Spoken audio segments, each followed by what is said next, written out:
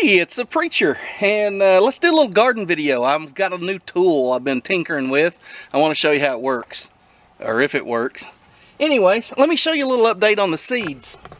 These here are all my pepper plants, and peppers are kind of a hot weather plant, and just to be honest with you, they're a little behind the times. Some of them, like my favorites, the cheese mix, none of them have sprouted yet. They've been in here a little over a week, probably 10 days or so. I don't remember exactly when we planted them. Anyways, they're a little slow coming up. Planted these tomatoes at the same time. Of course, you can see they've all pretty well come up. Now these, I color coded. Orange is tomato, green is pepper, and so the tomatoes have pretty much about 100% germination on those. We look down here, I got cucumbers, yellow zucchini. These are gourds. This is loofahs and birdhouse gourds, and they're up. Gosh, let me pull one out here. See, they're up a good 6 inches. Starting to put on their first good set of leaves.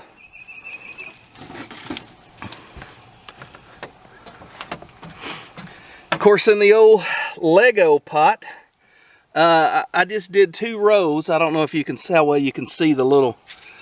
I got 2 rows of deal going across there, and what I'll do is I'll let them come up. I plant that deal seed. I just scatter it through there in 2 little rows, and then I'll let it come up. And after it gets up a little bit, I'll go through and I'll pick all but the bigger ones. I'll kind of space it out, and I'll let them grow in that little Lego pot. Last year I grew enough deal in there to make all of our pickles and have a whole bunch left. So I'm going to do the same thing again. Let's go out to the garden. There's our onions. As you can see here, I got a row of onions on the outside. These are the sweet reds.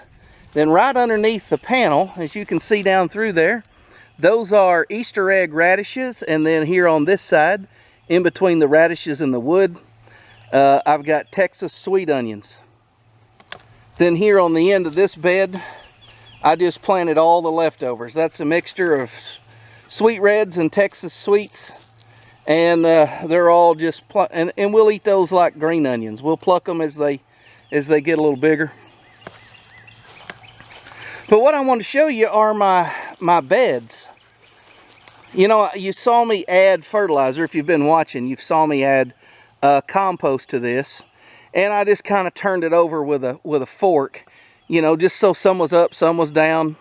And it was pretty rough looking, kind of like that bed there is. It's kind of rough looking.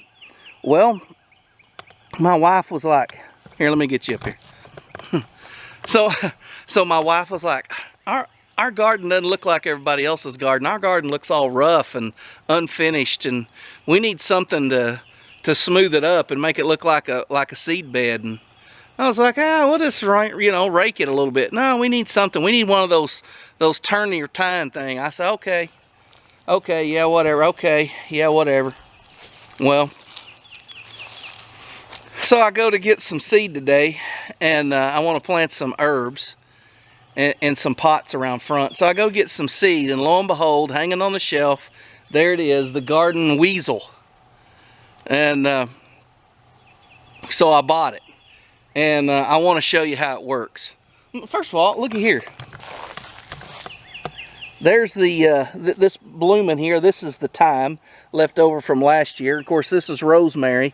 We had all that over there. They were kind of scattered in those other beds, and I transplanted them here. They're doing just fine.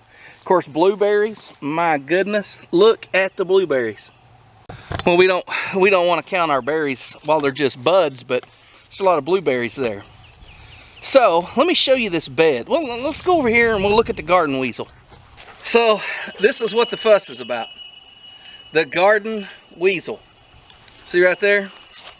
Garden Weasel. I don't know how well that's coming in. But basically, these are a set of spikes, and they turn. And as you can see, have you ever seen the commercials for these? It's like a little lady out there. This lady's out there chopping with a hoe. It looks like she's trying to pick through the, you know, the crust of hell, and nothing's coming out. And then this other lady's got a Garden Weasel, and she's running it through pretty much potting soil, and it's all plowing up like nobody's business. So I thought the thing was kind of a gimmick. But I also thought, you know, it would probably really work. I just don't know how well it would work. So I bought it because my wife thought we needed it. I let her use it. She got out here. She was having so much fun. She did all the... I said, whoa, whoa, whoa, whoa. Stop right there. If I do one of these beds, I can take credit for it. So I said, just stop. Let me work on it. And I'll do a video review of this thing, because it seems to be working okay. We have found one little thing we don't like about it, and I'll show you that in a little bit. But here's what the beds look like. Oh, let me get this right here. I need me a... I finally got me a pointer. See, I've got these hard pieces. That's hard. That's the crusty compost that's not fully composted, that's dried out. And then right next to it, I've got dirt, which is pretty soft. And so I really need to get that soft dirt blended in with some of this. This kind of looks like a horse turd, don't it? It's not that hard, it's just crusted. You know, it needs a breaking up. Now, if you break it up, the Garden Weasel, we ran it over this bed here. Look at this.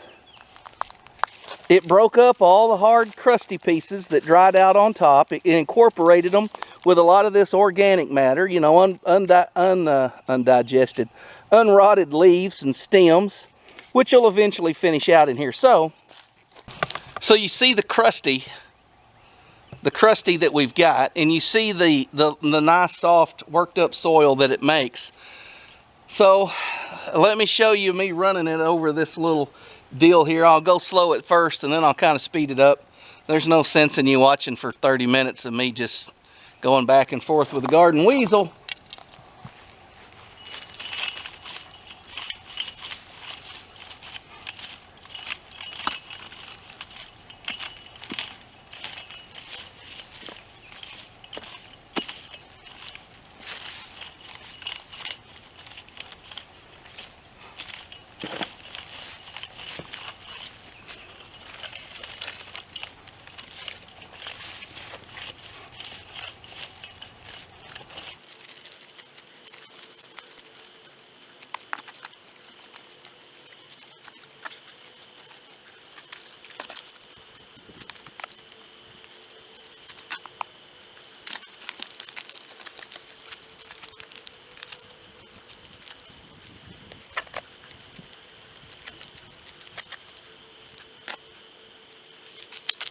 Here's what you don't like about it.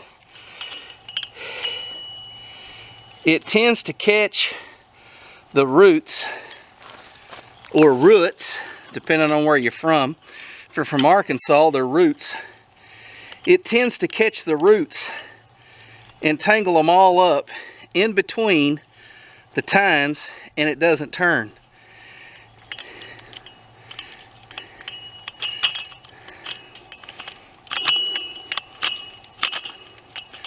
You kind of have to sit here and work it back and forth like this. That'll loosen it up. Some of this is not all root now. Some of that is hay twine. That was in the original dirt that I put in here, which is pretty well rotted down, but not completely. Therefore, we still have to deal with it. So this is the only thing about it I do not like. Once it gets rooted up with weed roots, it really kind of becomes a pain in the rear end. It doesn't want to turn, it just wants to push dirt. So you saw me when it was cleaned out, I could just do this with my finger, no problem.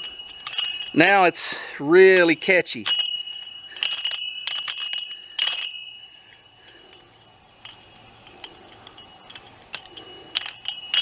Like I said, some of that, my fault for having hay twine in there. But a lot of it is just roots as well.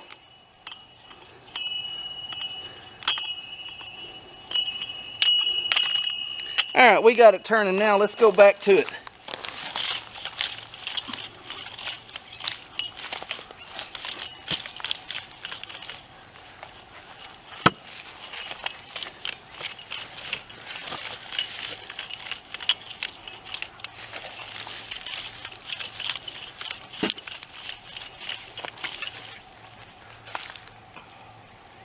here's what I'm dealing with. See this here? This is just rotten lawn clipping. See how that just pulls apart? But what it needs to be is pulled apart. And so what we're doing is we're beating this and turning these. It's really great compost.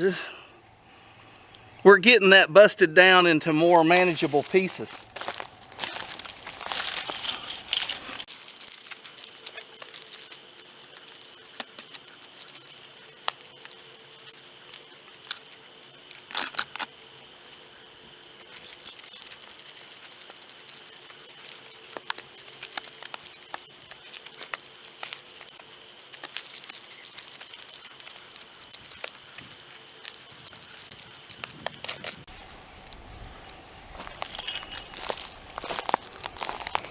Alright, there you go. A lot more uniform, more looks like a seed bed. Now I'm going to give you my personal opinion. You don't have to have that kind of a seed bed unless you're growing from fine seeds. The way we do things and the way that we plant in here, this bed here will hold 4 tomato plants. What I would typically do is when I go to plant the plant, I would just dig up about a 1 foot circle. Make sure that was all softened around the plant that I was putting in so the roots could immediately branch out, and then I would let the roots seek out nutrients, break up the clods, do all that. But because I love my wife, and I try to give her everything she ever wants. If she wants the Garden Weasel, I go get the Garden Weasel.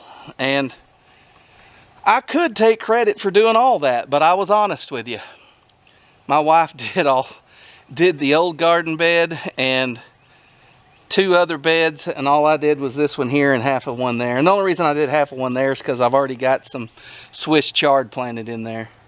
So that's pretty much it. All I got, the Garden Weasel. Yeah, it's good for top dressing. I don't think I would run it over heavy weeds. It looks like to me they just gum up in it. But if you've got your garden pretty well ready and you just want to soften it up on the top and level it up and bust up the little clods, Garden Weasel's good for that. So I recommend it. It's got its place. It's got its uses. It's not a tiller. It's not a drill.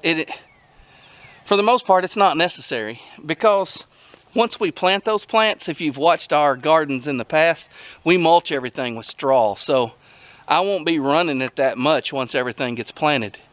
But hey, it does what it's supposed to do, which is incorporate the top of your soil, soften it up, level it up, break up the clods. Works. Gets rid of the weeds too.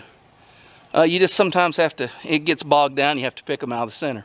Anyways, that's all I got. Thank you guys for watching. I hope you've got your garden going in, or at least getting your seeds started in the house. We got that little greenhouse looking thing over there at Tractor Supply. No, Atwood's. Yeah, it was on clearance for like 20 bucks or something. And so we grabbed it, and it's worked out all right. There again, it's not a little greenhouse. It's got its place. And is what it is. Thanks for watching.